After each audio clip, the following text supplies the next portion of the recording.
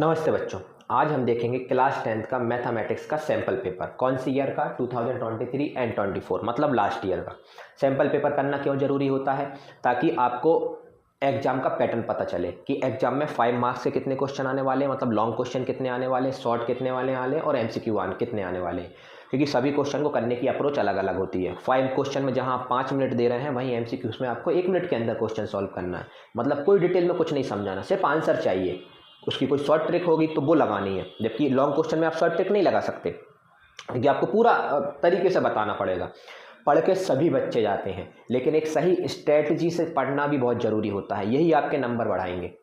CBSE हर साल अपनी official website पर सैम्पल पेपर अपलोड क्यों करती है? इसलिए ताकि बच्चा जाने से पहले एग्जाम पैटर्न को समझ के जाए, तो वहाँ अपने जो 3 घंटे हैं, क्योंकि आपको तो फिक्स 3 घंटे मिलने वाले ना, वो सही यूटिलाइज कर पाओ आप ऐसा नहीं है कि आप एमसीक्यूज में इतने टाइम खर्च कर दे रहे हो कि आपके आगे के क्वेश्चन ही आपके टाइम कम पड़ रहा है। तो सैम्पल पेपर सॉल्व करना बहुत ज़रूरी है। तो आज अपन मिलकर सैम्पल पेपर सॉल्व करेंगे। सबसे पहले एग्जाम पैटर्न समझते हैं, है ना। पर जल्दी जल्दी करेंगे, डिपेंड करेगा कि एमसीक्यूज है तो उन्हें जल्दी जल्दी करेंगे, लॉन्ग क्वेश्चन है तो उन्हें हम थोड़ा डिटेल में करेंगे, है ना। जिस हिसाब से एग्जाम पैटर्न है उसी हिसाब से करेंगे। आपको मालूम है कि कितने सेक्शन आने वाले हैं? 5 सेक्शन आने वाले हैं, ABCDE। सेक्शन 1 में क्या है? 20 एमसीक्यूज हैं। एमसीक्यूज मतलब मल्टीपल चॉइस क्वेश्चन। एक क्वेश्चन रहेगा, उसके 4 ऑप्शन रहेंगे, आपको सिर्फ आंसर पे टिक करना है ना। कोई डिटेल डिस्क्रिप्शन नहीं देना, कुछ नहीं बताना कि हमने आंसर कैसे लेके आए, हमें बस आंसर बताना रहता है। और एक क्वेश्चन का 1 मार्क्स होगा, मतलब 20 क्वेश्चन है तो 20 मार्क्स हो गए, ठीक है। फिर सेक्शन बी पे आएंगे। सेक्शन बी में 5 क्वेश्चन रहेंगे और 2 मार्क्स ईच रहेंगे, मतलब 2 मार्क्स का क्वेश्चन रहेगा, मतलब आपको 4 से 5 लाइन में खत्म करना है क्वेश्चन। सेक्शन सी में क्या रहेंगे? 6 क्वेश्चन रहेंगे 3 मार्क्स के। 6 क्वेश्चन है मतलब 3 मार्क्स का क्वेश्चन है, मतलब आधे पेज में कंप्लीट करना है। सेक्शन 4 में क्या रहेंगे? 4 क्वेश्चन रहेंगे 5 मार्क्स के। इनको बोलते हैं लॉन्ग क्वेश्चन। ये आपके 1 पेज, आधा पेज, 1 पेज, 1.5 पेज, कितने में भी जा सकते हैं, ये लॉन्ग क्वेश्चन है। इसी तरीके से सेक्शन ई रहेगा, है ना। और फिर 7th और 8th पॉइंट पे क्या लिखा हुआ है? ऑल क्वेश्चन आर कंपलसरी, है ना। सभी क्वेश्चन को कंपलसरी है करना। किसी क्वेश्चन में आपको चॉइस भी मिल जाएगी, और में लिखे होंगे, या तो ऊपर वाला कर लीजिए या नीचे वाला कर लीजिए। और 8th पॉइंट क्या लिखा हुआ है? Draw neat figure where required take pi का स्टूडेंट। देखो उन्होंने बोला है पाई की वैल्यू कितनी लेना? 27। जहां जहां क्वेश्चन में लगे पाई की वैल्यू 27 लिखना। ये पेपर पढ़ने से पहले हमें पढ़ना बहुत जरूरी रहता है ना। इसमें बहुत सारी चीज़ें लिखी हुई रहती हैं, और जो भी फिगर हैं जो आप क्वेश्चन में जरूरत है उनको बनाना भी कंपलसरी है, ठीक है। हम सबसे पहले क्या सॉल्व करते हैं आज के लेक्चर में हम क्या बात करते हैं? आज के लेक्चर में हम बात करते हैं सेक्शन ए की, ठीक है। सेक्शन ए की हमें मालूम है 6 सेक्शन है, हम सेक्शन ए की बात करेंगे। सेक्शन ए में क्या है? एमसीक्यूज करेंगे। कितने एमसीक्यूज हैं? 20। एक एमसीक्यूज 1 मार्क्स का, तो हम अप्रोच उसी हिसाब से करेंगे, है ना, कि हमें आंसर जल्दी लाना है, क्योंकि एमसीक्यूज हैं भाई, उनमें आप 1 मिनट से ज़्यादा खर्च नहीं कर सकते एक एमसीक्यूज में। चलो करते हैं। पहला क्वेश्चन पढ़िए। If 2 positive integers a and b are written as a equal to, ये दिया हुआ है, b equal to x cube दिया हुआ है, where x and y are prime number. x और y प्राइम नंबर है। प्राइम नंबर कौन से होते हैं? जिनके 2 फैक्टर होते हैं, मतलब ये किसी से डिवाइड नहीं होने वाले, है ना, 1 से और खुद से होते हैं, ठीक है। Then the result obtained by dividing the product of positive integers. इनके प्रोडक्ट को किससे डिवाइड करना है? By the LCM of a and b। a और b के एलसीएम से डिवाइड करना है, मतलब इन ये 2 नंबर हैं a और b, इन दोनों को प्रोडक्ट करेंगे, इनके प्रोडक्ट को जो भी आंसर आएगा उनको एलसीएम से डिवाइड करेंगे, किसके? ए और बी के। तो सबसे पहले मैं प्रोडक्ट कर लेता हूं। कहां कर लूं भाई, है ना। अब यहां पे आपको मेरी मदद करनी पड़ेगी, क्योंकि हम सैंपल पेपर सॉल्व कर रहे हैं, तो हम ऐसे नहीं कि बार बार एक स्लाइड पे स्विच करें, तो बहुत टाइम कंज्यूमिंग हो जाएगा, और क्वेश्चन सामने दिखता है तो मजा आता है करने में। और आपको मालूम है मैथमेटिक्स में ये नहीं है कि साफ कॉपी में क्वेश्चन सॉल्व करना है, जहां जगह मिले जैसी राइटिंग आया कहीं भी कर दो। मैथमेटिक्स की यही ब्यूटी है ना एक तरीके से। तो आप क्वेश्चन को अपन देखते हैं, और जहां जहां जगह मिल रही हम करते जाते हैं। चलो साथ साथ चलना। उन्होंने बोला है कि इन दोनों के प्रोडक्ट को मल्टीप्लाई, पहले तो प्रोडक्ट करो ए और बी का। तो मैंने ए और बी का प्रोडक्ट करा। प्रोडक्ट कितना आने वाला है? ए बी, सही है, ए बी। ए बी को डिवाइड किससे करना है? LCM of a b. ये है क्वेश्चन, बस इतना सा क्वेश्चन है। क्वेश्चन ये है ए बी। ए बी कितना लिखा हुआ है? ए की वैल्यू दी हुई है एक्स क्यूब, क्या लिखी हुई है? ए की वैल्यू लिखी हुई है एक्स क्यूब और y square into b square. B है आपका एक्स बाई क्यूब, तो एक्स और वाई क्यूब, ये ब्रैकेट लगा देता हूं ताकि मल्टीप्लाई में दिखे। इनको किससे डिवाइड करना है? एलसीएम ऑफ ए और बी। ए और बी के एलसीएम से। एलसीएम क्या है, कैसे निकालते हैं? तो आपको मालूम है एलसीएम मतलब लोएस्ट कॉमन मल्टीपल। तो कौन कौन से वेरिएबल आ रहा है? तो आप बोलेंगे एक्स और वाई, 2 ही वेरिएबल आ रहा है भैया। मैं बोलूँगा x की मैक्सिमम डिग्री कितनी दिख रही, तो आप बोलेंगे यहाँ 3 है, यहाँ 1 है, तो बड़ा कौन 3, तो यहाँ 3 लिख दीजिए। और y की मैक्सिमम डिग्री कितनी दिख रही, 2 है और 3 है, तो यहाँ मैक्सिमम डिग्री लिख दीजिए। मतलब एलसीएम कैसे निकालते हैं, वेरिएबल लिखें और उसके ऊपर जो भी वेरिएबल जितनी भी बार आ रहा है उसकी मैक्सिमम डिग्री, मैक्सिमम पावर। यहाँ पे 3 थी, यहाँ पे 1 थी, 3 बड़ा होता है इसलिए मैंने 3 लिया, 1 को मना कर दिया। ये होता है एलसीएम निकालने का तरीका, है ना, जब वेरिएबल यूज हो। तो एक्स क्यूब और वाई क्यूब ये आपका एलसीएम आ गया। इसे आपको क्वेश्चन सॉल्व करना है और आपका आंसर आ गया। चलो, एक्स क्यूब से एक्स क्यूब कट गया, वाई क्यूब से वाई क्यूब कट गया, क्या बचा, यहाँ से एक्स बचा, यहाँ से वाई बचा, तो एक्स वाई स्क्वायर आपका आंसर आ गया। जरा आप देखेंगे कि एक्स वाई स्क्वायर किसी ऑप्शन में है क्या, हाँ बिल्कुल है, सेकंड ऑप्शन में है एक्स वाई स्क्वायर। तो पहला क्वेश्चन देखो कितने जल्दी कर लिया, ठीक है। हाँ, सेकंड क्वेश्चन पे आते हैं। सेकंड क्वेश्चन क्या बोल रहा है आपसे, सेकंड क्वेश्चन बोल रहा है द गिवन लीनियर पॉलिनोमियल दी हुई है y is equal to f x, ठीक है, हैज 2 zeros 3 zeros और 2 zeros, है ना, 1 zeros and the zero is 3, 1 0 and 4 option दिए हुए हैं। उसका कोई पहले क्वेश्चन देखते हैं। y is equal to f x का आपको ग्राफ दिया हुआ है, y is equal to f x का ग्राफ है। आपको मालूम है आप जीरोस कैसे पता करते हैं ग्राफ देख के, जीरोस का मतलब होता है कि जो भी ग्राफ है वो एक्स एक्सिस को कहाँ कट कर रहा है और कितने पॉइंट पे कट कर रहा है, वो जीरोस कहलाएंगे। एक्स एक्सिस को, तो ये ग्राफ है, एक्स एक्सिस ये होती है, तो एक्स एक्सिस को इसने एक ही पॉइंट पे कट करा, तो कितने जीरोस आने वाले, एक, क्योंकि एक ही पॉइंट पे कट करा। ये देखो इस पॉइंट पे यहाँ कट करा और उस पॉइंट का नाम क्या है, तो आप बोलेंगे ये 3 पे कट करा, इसका मतलब इस पॉइंट का नाम 3 है, तो ये जीरोस हो गया, एक जीरोस, और उस जीरोस का नाम क्या है 3, एक्स बराबर 3।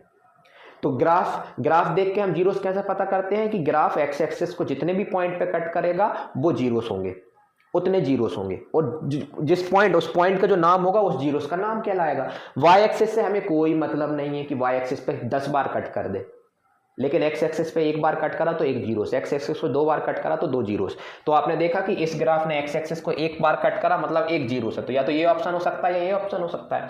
फिर उन्होंने बोला कि जीरोस का नाम 3 है कि 4 है, हमने बोला भाई 3 पे कट कर रहा है, इसका मतलब है कि जो जीरोस है उसका नाम 3 है, तो आपका बी ऑप्शन सही है ना। ये थोड़ा देखो हमें बताना भी पड़ता है और हम बता भी रहे हैं आपको कि कैसे अप्रोच करनी है। डायरेक्ट हम टिक नहीं करा सकते क्योंकि टिक कराना गलत है, आपको पता भी तो होना चाहिए कि कल को इसी पैटर्न का क्वेश्चन आएगा तो कैसे सॉल्व करना है। तो आपने यहाँ से 2 चीज़ें सीख ली, देखो एलसीएम निकालना सीख लिया वेरिएबल वाले क्वेश्चनों का, दूसरी चीज़ आपने सीखी कि हम ग्राफ देख के कैसे जीरोस पता करेंगे, ठीक है। 2 क्वेश्चन में आपने 2 मेथड सीख लिए। अब थर्ड क्वेश्चन पे आते हैं। 2 lines represent the given pair of linear equation are non intersecting. Non intersecting मतलब इंटरसेक्ट नहीं कर रही है, टकरा नहीं रही है, ठीक है। Which of the following statement is true. ये तो पेयर ऑफ लीनियर इक्वेशन का क्वेश्चन है और पेयर ऑफ लीनियर इक्वेशन में हमेशा ऑब्जेक्टिव इससे बनता ही है। आपको मालूम है लाइंस, जब 2 लाइंस अगर हम ग्राफ पेपर पे शो करेंगे या तो वो इंटरसेक्ट करेंगी या नॉन इंटरसेक्ट नहीं करेंगी। इंटरसेक्ट करेंगी तो एक बार इंटरसेक्ट करेंगी तो सिर्फ सॉल्यूशन आता है यूनिक सॉल्यूशन। अगर इंटरसेक्ट करेंगी और कई बार इंटरसेक्ट करेंगी तो उसे बोलते हैं इनफाइनाइट मैनी सॉल्यूशन आए हमारे। और जब इंटरसेक्टिंग नहीं करती तो हम बोलते हैं नो सॉल्यूशन। और इंटरसेक्टिंग नहीं करती कब नहीं करती, जब लाइंस पैरेलल होती हैं। जब 2 लाइन पैरेलल होंगी तो वो इंटरसेक्ट कभी नहीं करेंगी क्योंकि उनके बीच की दूरी हमेशा बराबर रहती है। तो कैसे चेक करते हैं, तो हम उनके कोफिशिएंट की मदद से चेक कर सकते हैं कि लाइन इंटरसेक्टिंग है कि नहीं। क्या है इंटरसेक्ट पैरेलल लाइन की कंडीशन, ये लाइंस कैसी हैं, ये पैरेलल लाइंस हैं, पैरेलल लाइंस। तो पैरेलल लाइंस कैसे चेक करते हैं हम कोफिशिएंट की मदद से, तो हम बोलेंगे भैया A1 A2 मतलब फर्स्ट लाइन का जो A1 कहाँ से मिलेगा, पहली लाइन में x का कोफिशिएंट, A2 कहाँ से मिलेगा, पहली लाइन में x का कोफिशिएंट। फिर उसमें से B1 और B2 निकाल लीजिए और फिर C1/C2 निकाल लीजिए, C1/C2। अगर यहाँ पे नॉट इक्वल्स का साइन आ जाए, मतलब ये दोनों का आंसर तो सेम आ जाए लेकिन इन दोनों का आंसर सेम नहीं आया। सपोज करो इसका आंसर 2 आ गया, इसका आंसर 3 आ गया लेकिन इसका आंसर 5 आया, इसका आंसर 2 आया, इसका आंसर 2 आया लेकिन इसका आंसर 5 आ गया। इन दोनों का आंसर सेम आ जाए, सेकंड और थर्ड का आंसर सेम नहीं आए, तो हम बोलेंगे लाइंस पैरेलल है। और लाइंस पैरेलल है तो सॉल्यूशन क्या होगा, नो सॉल्यूशन। अब देखो क्वेश्चन को किस हिसाब से पूछेंगे, ये नहीं है कि आपको डिट्टो पूछ लेंगे, इसी का वेराइटी चेंज कर देंगे। अभी उन्होंने पैरेलल लाइन की कंडीशन पूछी है, कल को यही क्वेश्चन एग्जाम में आ सकता है और आपसे पूछेंगे नो सॉल्यूशन की कंडीशन बताओ। तो जब पैरेलल लाइंस होंगी तभी तो सॉल्यूशन नो सॉल्यूशन कहलाएंगे, एक भी सॉल्यूशन पॉसिबल नहीं है, तब भी यही कंडीशन है। मतलब पैरेलल लाइंस के लिए भी यही फॉर्मूला और नो सॉल्यूशन के लिए भी यही है। तो सैंपल पेपर में अगर क्वेश्चन आया तो इसी पैटर्न का क्वेश्चन आएगा, बस इसको थोड़ा हल्का फुल्का चेंज कर देंगे, ठीक है, ये आपको पूरा आप पता होना चाहिए। तो अब आप करने की अप्रोच क्या है, तो आपने देखो 3 ऑप्शन 4 ऑप्शन दिए हुए हैं, कौन सा ऑप्शन हमारा सही है, तो आप बोलेंगे भैया पहला दूसरा इक्वल होना चाहिए, पहला दूसरा इक्वल है, सी पे नॉट इक्वल होना चाहिए, मतलब बी आंसर सही है। ये नहीं हो सकता। अब आप सुनो क्या ना, ये कंडीशन किसकी रहती है, अगर तीनों इक्वल आ जाए तो ये रहती है इनफाइनाइट मैनी सॉल्यूशन की, इनफाइनाइट मैनी सॉल्यूशन। तो लाइंस कैसी होती हैं, इसमें लाइंस होती हैं कोइंसिडेंस, कोइंसिडेंस मतलब एक के ऊपर एक, ये भी मैं बता देता हूं आपको। अगर ये वाली कंडीशन आ जाती भैया तो ये वाली कंडीशन किसको रिप्रेजेंट कर रही है, ये रिप्रेजेंट कर रही है इंटरसेक्टिंग लाइंस को, है ना, जब लाइन एक बार इंटरसेक्ट कर रही है, इंटरसेक्टिंग लाइंस को। और सॉल्यूशन कैसा रहता है इस कंडीशन में, यूनिक सॉल्यूशन होता है, यूनिक सॉल्यूशन मतलब एक सॉल्यूशन आता है, ये वाला। और ये वाली कंडीशन किसकी, ऐसी कोई कंडीशन नहीं होती है, तो क्वेश्चन ही गलत। ये 3 होती हैं, तीनों आपको पता होनी चाहिए। तो मैंने क्वेश्चन में बातों बातों में ये भी बता दिया आपको कि अगर ये आ जाए, तीनों इक्वल आ जाए तो लाइंस कोइंसिडेंस रहती हैं, सॉल्यूशन इनफाइनाइट मैनी होते हैं। अगर ये वाली कंडीशन आ जाए तो लाइंस पैरेलल होती हैं और सॉल्यूशन नो सॉल्यूशन होते हैं, ये देखो पैरेलल लाइंस। और अगर ये वाली कंडीशन आती है ना, तो ये कंडीशन किसको रिप्रेजेंट कर रही है कि लाइन इंटरसेक्टिंग है और सॉल्यूशन यूनिक सॉल्यूशन है। ठीक है, 3 क्वेश्चन देखे आपने, है ना। चलो अब चौथा क्वेश्चन कौन से चैप्टर से आया, क्वाड्रेटिक इक्वेशन से, क्वाड्रेटिक इक्वेशन से 4th नंबर का क्वेश्चन आया। और आपको मालूम है कि ये क्वेश्चन हर साल ही आता है ना, और इससे बनेगा ही, इसी पैटर्न का क्वेश्चन बनेगा। क्या है क्वेश्चन, क्वेश्चन है द नेचर ऑफ रूट बताना है हमें, nature of root of the quadratic equation. तो नेचर ऑफ रूट हम किसकी मदद से बताते हैं, तो आपको मालूम होगा नेचर ऑफ रूट बताते हैं हम भैया डी की मदद से, डिस्क्रिमिनेंट फॉर्मूला होता है b² - 4ac। b कौन होता है, क्या ना, x का कोफिशिएंट, कितना लिखा हुआ है -6, तो यहाँ -6 का स्क्वायर कर देंगे तो हो जाएगा 36, हम डायरेक्ट कर दे रहे हैं क्योंकि हम ऑब्जेक्टिव कर रहे हैं। माइनस का 4, a कौन होता है, x² का कोफिशिएंट 9 है। c कौन है, कांस्टेंट टर्म कितनी है, -2, तो यहाँ -2 लिख लिया, तो ब्रैकेट में लिख दे रहा है एक माइनस। ठीक है, सॉल्व करो जरा भैया, तो 36 माइनस माइनस प्लस हो गया, ये भी हो गया 36 और 2 72 हो गया, है ना। इनको ऐड करेंगे तो कितना आ जाएगा, 8 आ गया, 108 आ गया। हमें इसके आंसर से मतलब नहीं रहता, हमें आंसर के साइन से मतलब रहता है। आपको मालूम है कि डी के 3 केसेस बनेंगे, या तो डी ग्रेटर देन 0 होता है, या डी इक्वल टू 0 होता है, या डी लेस देन 0 होता है, मतलब नेगेटिव आंसर। फर्स्ट वाला पॉजिटिव आंसर को रिप्रेजेंट कर रहा है, ये 0, ये नेगेटिव। अगर ग्रेटर देन 0 है तो इसका मतलब है जो रूट्स हैं वो रियल हैं एंड डिस्टिंक्ट हैं, अलग अलग हैं। अगर ग्रेटर इक्वल टू 0 आ रहा है मतलब रूट्स इक्वल हैं, और अगर लेस देन 0 आ रहा है मतलब डी की वैल्यू अगर नेगेटिव आ रही है तो नो रियल रूट, कोई भी रियल रूट्स पॉसिबल नहीं है। हमारा आंसर कैसा आने वाला है, आया है 108, मतलब डी ग्रेटर देन 0 को रिप्रेजेंट कर रहा है। तो डी ग्रेटर देन 0 मतलब रूट्स रियल होंगे और डिस्टिंक्ट होंगे। तो रियल रूट्स कहाँ है, तो इसमें तो पहला ऑप्शन तो है ही नहीं है, ये देखो सेकंड वाला है, 2 distinct real root, 2 equal real root. ये तब होता जब डी 0 आया होता, ठीक है। मोर देन 2 रियल रूट कभी पॉसिबल ही नहीं है। क्वाड्रेटिक इक्वेशन के 2 ही रूट हो सकते हैं, क्यों, क्योंकि उसकी डिग्री 2 होती है। क्यूबिक इक्वेशन की डिग्री 3 होती है, इसलिए उसके 3 रूट्स होते हैं, तो ये तो कभी पॉसिबल नहीं है। नो रियल रूट कब आया होता, कब टिक करते, जब डी लेस देन 0 आया होता। लेकिन इस क्वेश्चन में हमारा डी ग्रेटर देन 0 आया, तो हमारा सही आंसर सी है, देखो, है ना। तो आप क्या देख रहे हैं कि एक क्वेश्चन आ रहा है, उस क्वेश्चन के बिहाफ पे किस टाइप के क्वेश्चन बन सकते हैं वो भी हम डिस्कस कर ले रहे हैं। क्यों, क्योंकि ऐसा थोड़ी है कि हमें टिक कराना है, ये तो आपको आंसर कहीं भी मिल जाएंगे। आपको पैटर्न समझना है कि भैया कल को अगर इनने यहाँ पे डी ग्रेटर देन 0 आया है सैंपल पेपर में, तो हो सकता है मेन पेपर में डी लेस देन 0 आए, तो उस टाइम पे हम रूट्स सॉल्यूशन क्या बोलेंगे, तो उस टाइम पे हम सॉल्यूशन नो सॉल्यूशन बोलेंगे, नो रियल रूट्स, है ना। तो सैंपल पेपर का मतलब समझ रहा है, लिंक बिल्कुल एग्जाम पेपर से ही होगी। तो आपको ऐसा नहीं है कि क्वेश्चन सैंपल पेपर कर लिए, अप्रोच समझनी है आपको, यार इस टाइप का अगर क्वेश्चन पूछा है तो इसके बिहाफ पे और क्या क्या क्वेश्चन बन सकते हैं। ठीक है, ये अगला क्वेश्चन देखते हैं, 5th वाला। 2 APs have the same common difference, 2 AP हैं जिनका डिफरेंस कॉमन डिफरेंस सेम है, मतलब डी दोनों का सेम है। The first term of first AP is -1 and that of the other is -8, the difference between their 4th term.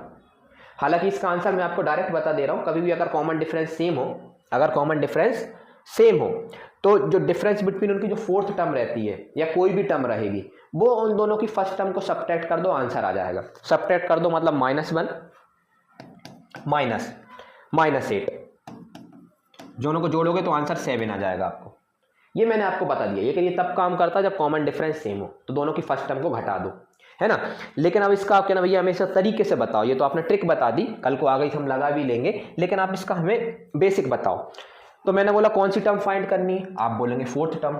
2 AP हैं तो मैंने फर्स्ट AP की फोर्थ टर्म को A4 से रिप्रेजेंट कर दिया है ना, थोड़ा ऊपर लिख दूं, फर्स्ट AP की फोर्थ टर्म को किससे रिप्रेजेंट कर दिया, A4 से, और जो सेकंड AP है उसकी फोर्थ टर्म को कैपिटल A4 से। सही है ना। फोर्थ टर्म का फॉर्मूला क्या बन जाएगा, बना भैया A प्लस का 3D, A प्लस का 3D लगा दिया ब्रैकेट, माइनस फोर्थ टर्म का, ये सेकंड AP की फोर्थ टर्म है तो उसकी फर्स्ट टर्म को आप स्मॉल ए नहीं बोल सकते, कैपिटल A बोलना पड़ेगा, नहीं तो कंफ्यूजन होगा कि ना ये A कौन सी AP का है। प्लस का 3D आएगा, लेकिन 3D में हम D सेम ही लेंगे। क्यों सेम लेंगे, क्योंकि उन्होंने बोला है कॉमन डिफरेंस सेम है, तो D सेम रहेगा, फर्स्ट टर्म अलग रहेगी।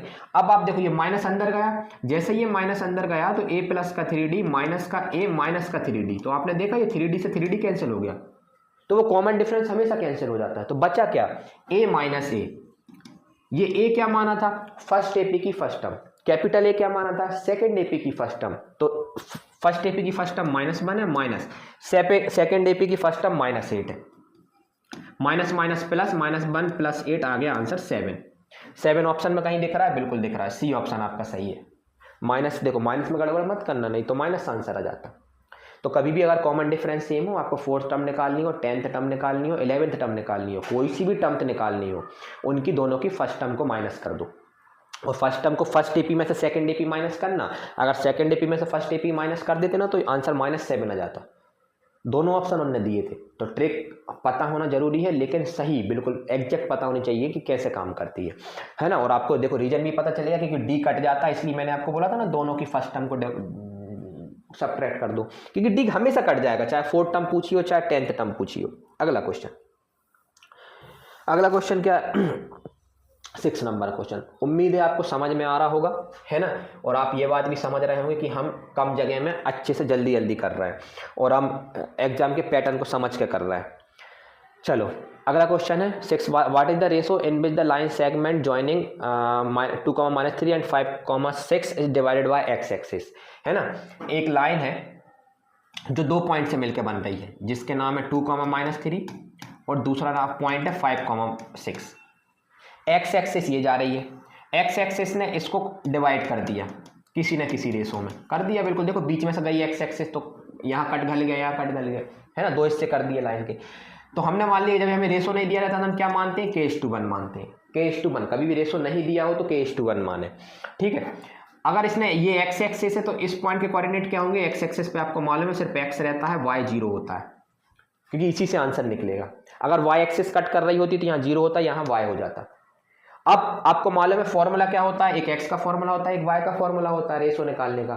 कौन सा लगाएंगे कि देखो कौन सा पॉइंट मालूम है आपको, एक्स की वैल्यू तो नहीं मालूम लेकिन वाई की वैल्यू मालूम है, तो आप वाई वाला फॉर्मूला लगाएंगे। तो वाई इक्वल टू फॉर्मूला क्या होता है, m1y2, वाई है तो m1y2 प्लस का m2y1, नीचे आएगा m1 + m2, दोनों रेशो को डिवाइड मतलब ऐड कर दो। वाई की वैल्यू कितनी है, कहना 0। ये y कौन सा रहता है, जो डिवाइड कर रहा रहता है जो पॉइंट, उसका y।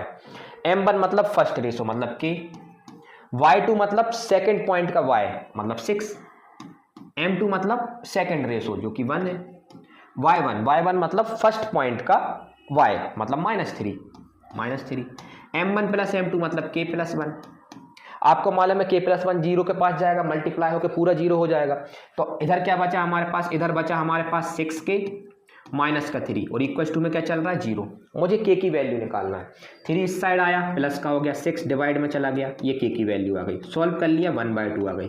तो आपका रेशो कितना आ गया, K/1 था, कुछ नहीं है तो K/1 मतलब नीचे 1 हो गई, है ना, रेशो आपने यही माना था K/1, तो आंसर कितना आ गया 1/2। 1/2 कहीं दिख रहा है क्या आपका, बिल्कुल दिख रहा है 1/2, ये रहा आपका आंसर, है ना, 2/1 नहीं 1/2। इनमें जल्दबाजी में भी टिक करने में कई बार हम ऐसी गलती कर देते हैं, आपने नोटिस करा होगा, 1/2 हमने देखा अरे ये है, कट टिक कर दिया, है ना। तो आराम से 1/2 आया कि हाँ ये 1/2, 2/1 अलग है ना। कैसे निकाला, y कोऑर्डिनेट पता था तो हमने y का फॉर्मूला लगाया। अगर यही x एक्सिस की जगह y एक्सिस होती तो हम x का फॉर्मूला लगाते, क्योंकि y एक्सिस पे x 0 होता है, ठीक है, जो पॉइंट हमें पता है उसकी मदद से हम निकालते हैं, ठीक है। अगला देखते हैं, a point xy is at a distance of 5 minute from the origin, ठीक है, एक पॉइंट है जो ओरिजिन से 5 दूरी पर है। How many such point lie in the question थोड़ा हमने ज़्यादा जूम कर दिया है ना, इन द थर्ड क्वाड्रेंट, कितने पॉइंट है जो थर्ड क्वाड्रेंट में लाई करेंगे। चलो देखते हैं, तो डायग्राम बनाते हैं। ये आपकी एक्स एक्सिस है, ये वाई एक्सिस है, मतलब ये वाई एक्सिस है, ये एक्स एक्सिस है, ये एक्स एक्सिस, ये वाई एक्सिस, ठीक है। ये ओरिजिन होता है, बिल्कुल वो नाम दे दे रहे। एक पॉइंट है एक्स वाई जो 5 यूनिट दूरी पर है ओरिजिन से, और वो थर्ड क्वाड्रेंट में है। तो थर्ड क्वाड्रेंट में है तो भैया देखो यहाँ थर्ड, ये फर्स्ट होता है, ये सेकंड, ये थर्ड, तो 5 यूनिट दूरी पे, तो आपको ये पॉइंट हो गया एक्स वाई। 5 यूनिट दूरी तो करनी है, बस 5 यूनिट दूरी पे एक पॉइंट लोकेट कर दो। कहना ठीक है। क्या दूसरा बंदा यहाँ लोकेट नहीं कर सकता था 5 यूनिट दूरी? ये भी 5 यूनिट दूरी है, अब इसको एक्स वाई बोल देगा। फिर आप बोलोगे भैया मैं तो वो यहाँ भी कर सकता हूँ 5 यूनिट दूरी पे एक्स वाई, मैंने बोला बिल्कुल एक्स वाई यहाँ कर लो। तो ऐसे तो मैं कितने भी पॉइंट लोकेट कर सकता हूँ, देखो यहाँ, फिर यहाँ, 5 यूनिट दूरी चलना है मुझे बस थर्ड क्वाड्रेंट में। अब ये थोड़ी मैं 5 यूनिट दूरी कैसा भी चल सकता हूँ, ऐसा है थोड़ा इधर, थोड़ा थोड़ा थोड़ा टिल्ट करते करते ये तो मैं कई पॉइंट लोकेट कर दूंगा। तो इसका सही आंसर क्या है? 0 1 2 की 3, तो कहना वो इनफाइनाइट मैनी सॉल्यूशन। ऐसे हम इनफाइनाइट पॉइंट लोकेट कर सकते हैं। देखो 10 15 तो मैंने ही कर डाले, सिर्फ आपको थर्ड क्वाड्रेंट में 5 यूनिट चलना था ओरिजिन से। तो अब ये थोड़ी बोला कि हमेशा ऐसे ही चलना है, इस साइड चल जाओ, इधर चल जाओ, थोड़ा नीचे चल जाओ, लेकिन थर्ड क्वाड्रेंट में चलना और 5 यूनिट चलना, चल जाएंगे 5 यूनिट। तो इसका आंसर था इनफाइनाइट मैनी सॉल्यूशन, बिल्कुल, है ना। समझाने वाली बात हो गई, है ना। कौन सा क्वेश्चन हो गया? 7th। 8th पे आते हैं। 8th क्वेश्चन अच्छा है भाई, कौन से चैप्टर से बना है? ट्रायंगल। ट्रायंगल कौन सा चैप्टर है? 6th chapter. ये भी पता होना चाहिए कि कौन से चैप्टर से कौन सा क्वेश्चन आ रहा है, किस टाइप का, ठीक है। करो। In triangle ABC DE parallel है AB के, और आपको मालूम है ट्रायंगल में अगर दो लाइन पैरेलल रहे तो कौन सी थ्योरम लगती है? एक BPT लगती है और एक कॉन्ग्रुएंसी वाली लगती है, दो ही थ्योरम लगती हैं बस, ठीक है। AB दिया हुआ है A, AB मतलब ये दिया हुआ है A, ओके। DE दिया हुआ है X, DE कहाँ है? ये दिया हुआ है X, अच्छा ये वाली distance they the, okay. BE दे दिया है B, BE ये दे दी है B, okay.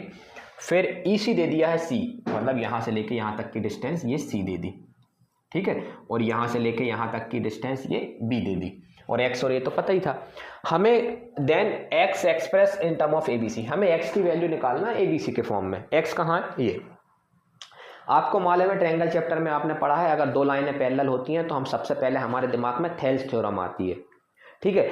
Thales theorem, Thales theorem क्या बोलती थी कि अगर एक ट्रायंगल है, ठीक है, अगर एक ट्रायंगल है ABC, अगर इसकी एक साइड के पैरेलल में एक और लाइन ड्रॉ करता हूं जो बाकी की दो साइड को E और F पे कट कर रही है, तो थेल्स थ्योरम कहती है कि इनकी जो साइड्स का रेशो है AE और EB, AE और EB बराबर होगा AF और FC के, मतलब यहाँ से यहाँ जाओ, फिर यहाँ जाना, फिर यहाँ से यहाँ जाना, फिर यहाँ चले जाना, ये बोलती थी। लेकिन ये थेल्स थ्योरम तो तब काम करती है ना जब ये वाली डिस्टेंस पता हो हमें, ये वाली बाहर वाली, अंदर वाली के लिए थेल्स थ्योरम थोड़ी है। और जबकि यहाँ पे तो अंदर वाली साइड दी हुई है, देखो ये वाली दी नहीं है, ये B ये C एक साइड तो दी है, लेकिन अगर AD और DC दिया होता तो मैं पक्का थेल्स थ्योरम लगाता। तो इस क्वेश्चन में थेल्स थ्योरम क्यों नहीं लग रही है आपको पता चला, क्योंकि आपको एक बाउंड्री तो दी हुई है, दूसरी बाउंड्री नहीं दी। थेल्स थ्योरम इसमें लगती है, ये बाहर बाहर वाली बाउंड्री में। अगर अंदर वाली बाउंड्री का डाटा दिया हुआ है तो थेल्स थ्योरम नहीं लगेगी, फिर कौन सा रूल लगेगा? कॉन्ग्रुएंसी रूल लगेगा। एक ट्रायंगल के अंदर, अगर एक बड़े ट्रायंगल के अंदर आप एक छोटा ट्रायंगल बनाएंगे तो हमेशा कॉन्ग्रुएंट होता है, छोटा ट्रायंगल बड़े ट्रायंगल में, है ना। कॉन्ग्रुएंस क्यों होता है ना, कौन से रूल से होता है? क्या ना, एंगल एंगल चाहिए। देखो दो एंगल इक्वल रहते हैं, दोनों के एंगल इक्वल रहते हैं, एक ये रह जाता है, एक ये वाला रह जाता है, तो डबल ए से कॉन्ग्रुएंट प्रूफ हो जाता है। और अगर कॉन्ग्रुएंट प्रूफ हो गया कि छोटा ट्रायंगल बड़े ट्रायंगल के कॉन्ग्रुएंट है, तो हम कॉन्ग्रुएंसी रूल क्या बोलता है कि दोनों की आप परपेंडिकुलर ले लो, बेस ले लो, या हाइपोटेनियस ले लो, है ना, सब इक्वल आएंगे। तो मैं क्या करता हूं, कभी भी आपको याद रखिएगा, अगर ट्रायंगल दिया है, एक ट्रायंगल के अंदर दूसरा ट्रायंगल, और ये बीच वाली साइड दी हुई है आपको, तो हमेशा कॉन्ग्रुएंसी रूल से करें। कॉन्ग्रुएंसी रूल आपको मालूम है, ये छोटा ट्रायंगल बड़े ट्रायंगल के कॉन्ग्रुएंट है, तो मैं डायरेक्ट लिख सकता हूं क्या, बड़े ट्रायंगल की परपेंडिकुलर, तो आप बोलोगे A। अब बड़े ट्रायंगल की परपेंडिकुलर लिया तो छोटे ट्रायंगल की परपेंडिकुलर लीजिए, तो आप बोलेंगे X। फिर मैं बोलूंगा बड़े ट्रायंगल का बेस, क्योंकि बेस दिया हुआ है, तो बेस कितना बड़े ट्रायंगल का? B + C, यहां से लेके यहां तक। फिर छोटे ट्रायंगल का बेस कितना, तो आप बोलेंगे C। बस ये आपका आंसर आ गया। अब यहाँ से आपको x की वैल्यू निकालना है। x की वैल्यू कैसे निकलेगी? मैं बोलूंगा C, आप यहाँ आ जाओ A के पास, तो ये AC हो गया। BC से बोला आप नीचे आ जाओ, कहना आ गया, और x को बोला आप वहाँ चल जाओ, तभी तो x की वैल्यू निकलेगी। तो x की वैल्यू क्या आ गई? AC upon B + C। AC upon B + C कहीं दिख रहा है? ये दिख रहा है B ऑप्शन में। तो आपने देखा कॉन्ग्रुएंट रूल लगाया। कैसे लगाया? परपेंडिकुलर, दोनों का परपेंडिकुलर लिया, दोनों का बेस लिया।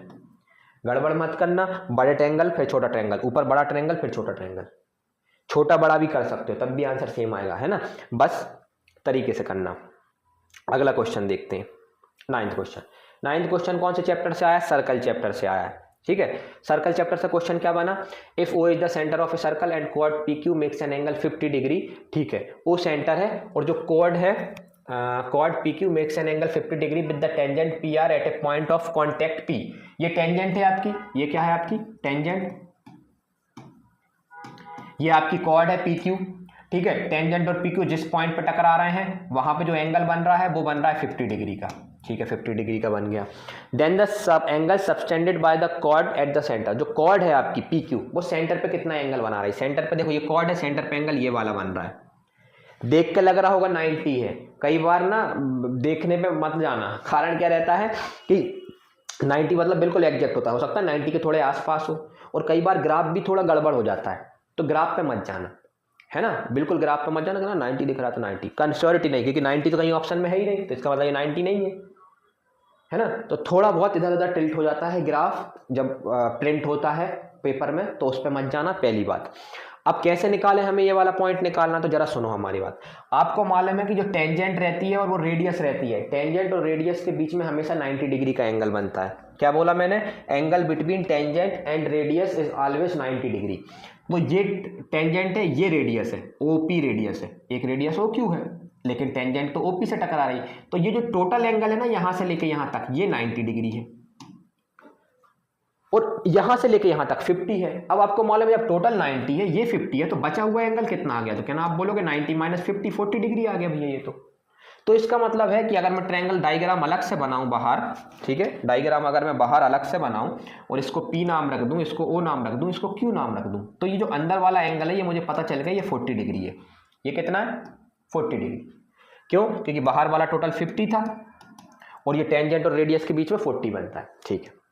चलो फिर, लेकिन हमें तो ये वाला एंगल निकालना है, तो आपको मालूम है ये रेडियस है, ये रेडियस है और ये भी रेडियस है, तो रेडियस के सामने वाले एंगल इक्वल रहते हैं। क्यों? क्योंकि angle opposite to the equal sides are always equal, equal sides के सामने वाले एंगल इक्वल होंगे। तो देखो ये भी रेडियस है, तो इसके सामने अगर 40 है तो इस साइड वाले इस साइड के सामने भी 40 होगा, तो ये भी 40 डिग्री है। यहाँ पे ये कॉन्सेप्ट लगा, equal angle opposite to the equal sides are always equal, है ना। और आपको मालूम है ये भी रेडियस है, ये भी रेडियस है, तो दोनों इक्वल है, तो ये भी 40 हो गया, ये भी 40 हो गया। अब आपको ये एंगल निकालना है। आपको मालूम है ट्रायंगल के तीनों एंगल का सम 180 होता है, ठीक है। ये 40 है, दूसरा भी 40 है, तीसरे को x मान ले रहा हूँ, ठीक है। यहाँ से सॉल्व करेंगे तो x की वैल्यू 100 आ जाएगी। क्यों? 180 माइनस 80 100 आ गया, तो आपने देखा कि आपका आंसर क्या आया? 100 डिग्री। कैसे निकाला? दो कॉन्सेप्ट सीखे, है ना, कि टेंजेंट और रेडियस के बीच में एंगल 90 बनता है, कई बार ऑब्जेक्टिव में सीधा पूछ लेते हैं। दूसरा, angle opposite to equal sides are always equal, equal side के सामने वाले एंगल हमेशा इक्वल रहते हैं। दो रेडियस हमेशा इक्वल रहती हैं ट्रायंगल सर्कल की, उनके सामने वाले एंगल भी इक्वल होंगे। तीसरा कॉन्सेप्ट क्या सीखा? ट्रायंगल के तीनों एंगल का सम 180 होता है, जो कि आपको बहुत अच्छे से पता था। चलो 9th क्वेश्चन हो गया। 10th क्वेश्चन बहुत आसान है ना, इस क्वेश्चन पे बहुत क्वेश्चन बन जाते हैं। क्वाड्रिलेटरल से एक क्वेश्चन पूछ लिया उन्होंने बोला quadrilateral PQRS is drawn to circumscribe a circle, मतलब एक क्वाड्रिलेटरल है उसके अंदर सर्कल बैठा हुआ है और इस तरीके से बैठा हुआ है कि चारों साइड को टच कर रहा है, देखो इधर इधर इधर इधर, तो इसे बोलते हैं सर्कमस्क्राइब, मतलब क्वाड्रिलेटरल के अंदर किसी ने सर्कल घुसा दिया, ठीक है। और आपको PQ QR RS दे दिया है, then the length of SP की लेंथ पूछी है। तो आप एक कॉन्सेप्ट याद रखेंगे। क्या कॉन्सेप्ट याद रखेंगे? कि अगर एक क्वाड्रिलेटरल है, मतलब क्वाड्रिलेटरल मतलब 4 साइड है, उसके अंदर अगर सर्कल बना हुआ है, हमारा सर्कल मत जाना, ठीक है, तो उसकी जो अपोजिट साइड्स रहती हैं A B C D, opposite sides का सम ऑलवेज इक्वल रहता है। कौन सी साइड्स का रहेगा? ABCD, क्या ना भैया, AB प्लस CD का जो सम होगा वो AD और BC के सम के बराबर होगा, AD प्लस BC के सम के बराबर होगा। ये एक प्रूफ होता है, प्रूफ कराया जाता है, आप इसे याद रखेंगे इस क्वेश्चन को करने के लिए, ठीक है। चलो करें, मिटाता हूं इसको। आपको मालूम है अपोजिट साइड्स का सम इक्वल रहेगा, तो इसको x मान लूँ, तो आपको मालूम है कि अपोजिट साइड्स मतलब x प्लस 15 का जो सम आने वाला है, मतलब आंसर आने वाला है, वही 12 प्लस 14 का आने वाला है, ठीक है। तो 12 प्लस 14 कितना होगा? 26, और 15 उस साइड चला गया माइनस में, तो x की वैल्यू 11 आ गई। अरे भैया 11 तो ये दिख रहा है मुझे D ऑप्शन में, कितने जल्दी आ गया। लेकिन ये तब बना जब आपको कॉन्सेप्ट पता होना चाहिए था, नहीं पता तो नहीं बनेगा, आप बस देखते रहेंगे इस क्वेश्चन को। अगर तो इसलिए ये शॉर्ट नोट्स भी बनाते जाइए कि ना भैया ने बताया कि अगर क्वाड्रिलेटरल के अंदर सर्कल बना रहता बैठ जाता है ना, तो उसकी अपोजिट साइड्स का सम इक्वल रहता है। कई बार ऑब्जेक्टिव में सीधा पूछ लेते हैं, क्वेश्चन भी नहीं देंगे, यही पैटर्न पूछ लेंगे, बताओ क्या पैटर्न है।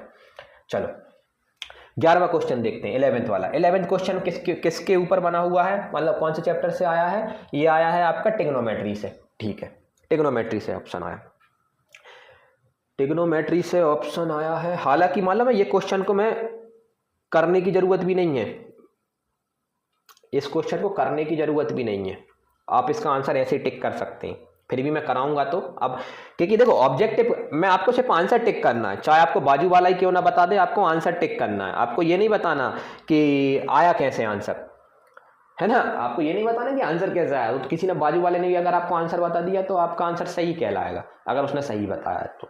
ठीक है, तो अब इसमें कैसे ट्रिक लग रही भैया, आप बोलोगे कि आप कैसे आंसर बता पा रहा है इसका डायरेक्ट, तो मैं देखो इसका डायरेक्ट आंसर कैसे बता पा रहा हूँ। आपको मालूम है साइन थीटा की वैल्यू दी हुई है कितनी, a/b। साइन थीटा होता कितना है, तो आप बोलेंगे साइन थीटा होता है perpendicular upon base, hypotenuse, sorry perpendicular upon hypotenuse. आपको किसकी वैल्यू निकालना है, तो आप बोलेंगे कॉस थीटा की।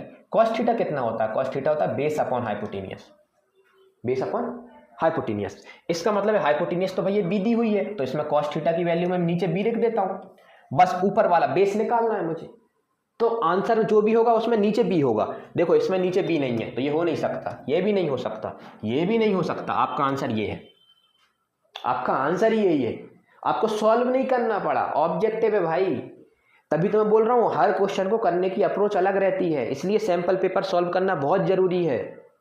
आप यकीन मानिए, आप अगर 10 सैंपल पेपर सॉल्व करके जा रहे हैं ना, तो आप जब एग्जाम देखेंगे ना तो आप बोलेंगे यार मुझे ऐसा लग रहा है कि ये ऐसा क्वेश्चन पेपर तो मैं सॉल्व करके पहले से आया हूं, कोई नया नहीं लग रहा मुझे, क्योंकि बिल्कुल हर बार सैंपल पेपर सेम बन रहा है और यही सैंपल पेपर उठा के क्वेश्चन में आ जाएंगे, मतलब मेन पेपर बन जाएगा आपका। इसलिए सीबीएसई हर साल ऑफिशियल वेबसाइट पे अपलोड करती है सैंपल पेपर। क्यों अपलोड करेगी, ताकि आपको एग्जाम पैटर्न के लिए आप पहले से प्रिपेयर हो जाएं। अब इस क्वेश्चन में जो करते हैं कितना टाइम खर्च करते हैं, वो देख के पता चल रहा है कि यार ऑप्शन सी है ना। अब मैं आंसर भी निकाल के बता दे रहा हूं, आपको बेस निकालना है।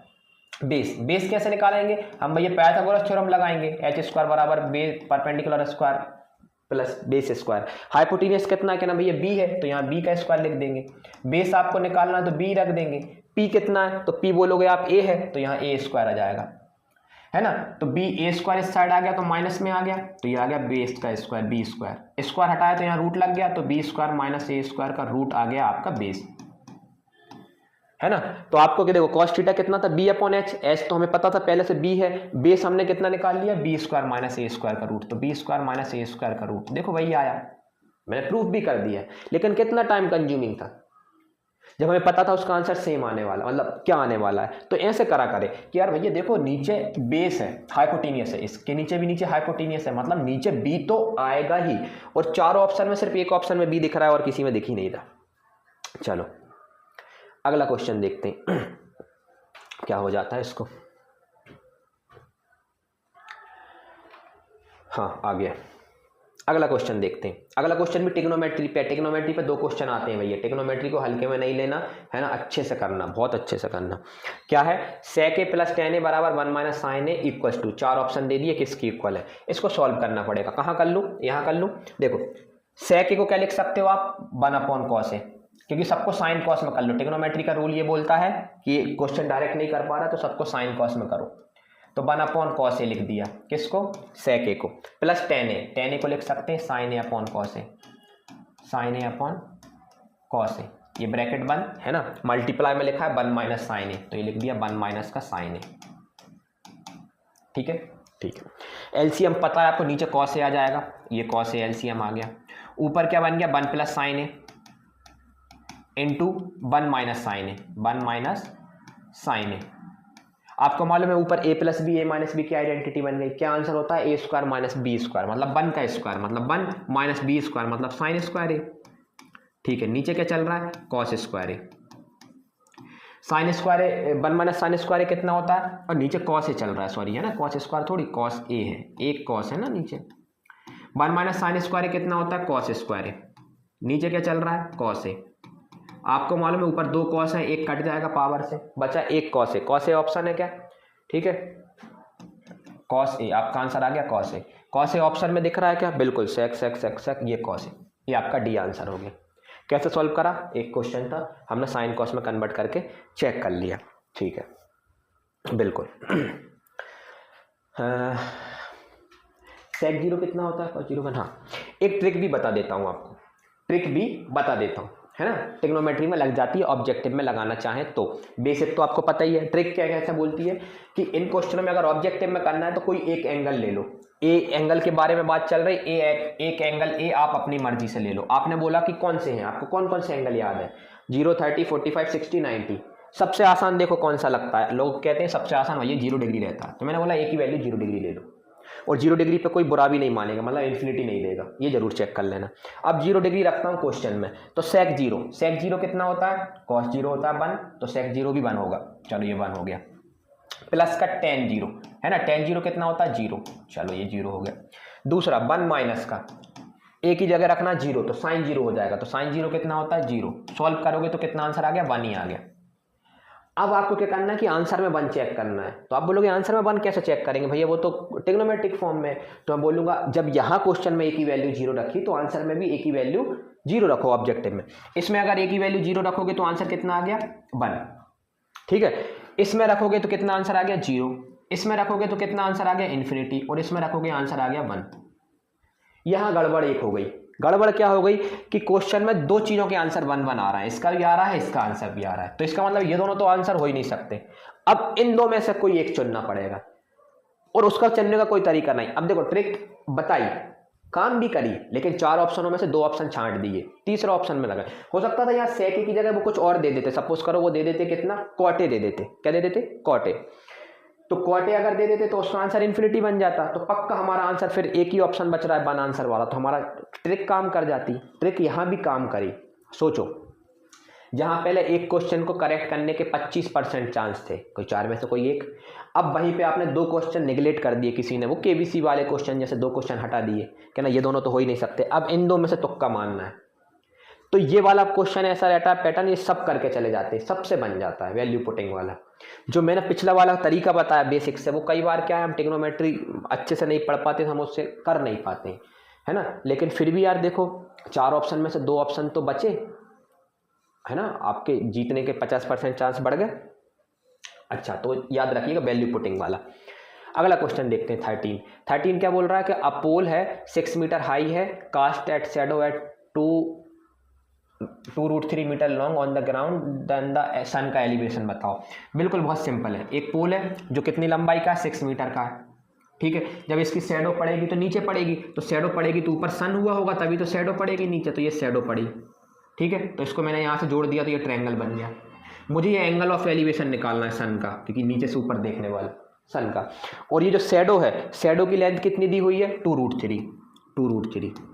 मुझे राइट एंगल ट्रायंगल दिख रहा है, राइट एंगल ट्रायंगल दिख रहा है, तो कौन सी साइड दिख रही है? एक परपेंडिकुलर और एक बेस। परपेंडिकुलर और बेस कौन से ट्रिग्नोमेट्रिक रेशो में आती हैं? तो आप बोलेंगे टेन थीटा में भैया। टेन थीटा होता है P/B, perpendicular upon base. Ten अपनी जगह, थीटा अपनी जगह। परपेंडिकुलर कितना है? तो आप बोलेंगे 6, और बेस कितना है? 2√3। सॉल्व करेंगे, 2 3 जा और 3/√3 में से √3 ने 3 को काटा तो √3 टाइम्स चला गया, तो टेन थीटा बराबर √3 आ गया। √3 को 10 में कन्वर्ट करेंगे तो √3 कब आता है? 10 में 60 डिग्री पे, तो टेन थीटा बराबर 1060 आ गया। कंपेयर करेंगे तो देखो 10 थीटा की वैल्यू कितनी आ गई? 60 डिग्री, तो थीटा बराबर 60 डिग्री आ गया। ये आपका आंसर आ गया। थीटा बराबर 60 डिग्री कहीं दिया हुआ है? बिल्कुल दिया है, ऑप्शन ए में आपका 60 डिग्री मिल जाएगा। बढ़िया। तो आपने ये कौन सा चैप्टर था? एप्लीकेशन ऑफ ट्रिग्नोमेट्री का एप्लीकेशन। अगला क्वेश्चन देखो 14 क्या है? बड़ा सिंपल क्वेश्चन है। If the parameter and area of a circle are numerically equal then the radius of the circle is. अच्छा, सर्कल का पैरामीटर और एरिया इक्वल है, तो कर लेते हैं भैया पैरामीटर इक्वल। पैरामीटर है बराबर किसके? एरिया के। पैरामीटर कितना होता है? 2πr। एरिया कितना होता है? πr²। न्यूमेरिकली इक्वल है मतलब नंबर में इक्वल है, तो बैठा दिया दोनों को सामने, पाई से पाई कट गया, बिल्कुल, है ना। तो यहाँ r² बराबर हो गया 2r, आर से आर मत काटा करे, कभी भी एक आंसर मिसिंग हो जाता है, कभी मत काटना आर से आर, लोग काट देते हैं, गलत है। आर को इस साइड लेके आओ, क्योंकि क्वाड्रेटिक इक्वेशन नहीं दिख रही है आपको, डिग्री 2 है तो क्वाड्रेटिक इक्वेशन होगी, क्वाड्रेटिक इक्वेशन होगी तो दो सॉल्यूशन आएंगे ना, लोग काट के आर बराबर 2 बोल देते हैं, एक आंसर बोलते ही नहीं है। ठीक है, तो कैसे करना रहता है इन क्वेश्चनों को, आर इस साइड लेके आओ तो ये हो गया 2r बराबर 0, दोनों में से r कॉमन ले लो तो r माइनस 2 इक्वल टू 0।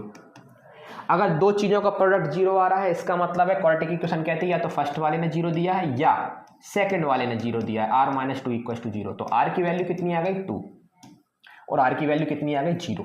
तो दो आंसर पॉसिबल है क्योंकि क्वाड्रेटिक इक्वेशन थी। अब r बराबर 2 दिया है कि 0 दिया, तो आप बोलेंगे भैया r बराबर 2 दिया हुआ है, तो हम ये वाला आंसर लेंगे, ये वाला आंसर उन्होंने दिया नहीं है। अब हो सकता है कि r बराबर 2 ना देके r बराबर 0 देते थे, ठीक है, तो हम 0 पे टिक करते, और अगर आप इसको यहीं के यहीं कट कर देते ना, यहीं के यहीं आपने काट दिया और आप r बराबर 2, आप बोलते हमारा तो एक ही आंसर आया, 0 आ ही नहीं रहा, मतलब क्वेश्चन गलत है। क्वेश्चन गलत नहीं है, आपने अप्रोच गलत लगाई है भाई। क्वाड्रेटिक इक्वेशन के 2 आंसर आते हैं, क्यूबिक इक्वेशन के 3 आंसर आते हैं। जब हम काट देते हैं तो एक आंसर हमारा कट जाता है, ये याद रखिएगा, है ना। चलो, यही आपको ये छोटी छोटी चीज़ें आपका बेस बनाती हैं, तब आपको मैथमेटिक्स करने में मज़ा आता है। चलो, कहाँ तक पहुँच गए थे अपन? अच्छा, यहाँ तक पहुँचे थे, 15 बचा है अपना, है ना। 15 पढ़ो भाई क्वेश्चन जल्दी।